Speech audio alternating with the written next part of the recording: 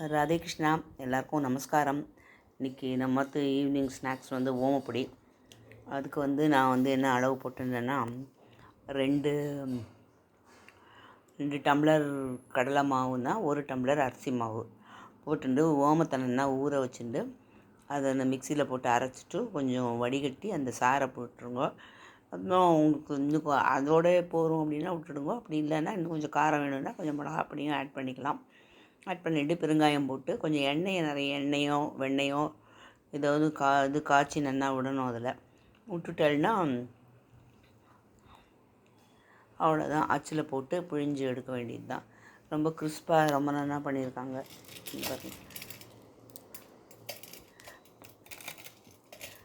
தூளாக இருந்து பாருங்க, எல்லாம் பிரமாதமாக இருக்குது. தேங்க்ஸ் ஃபார் வாட்சிங் மை சேனல். சப்ஸ்கிரைப் பண்ணியிருக்கேன், இல்லைன்னு சொல்லலை, இன்னும் கொஞ்சம் பண்ணுங்க ப்ளீஸ்.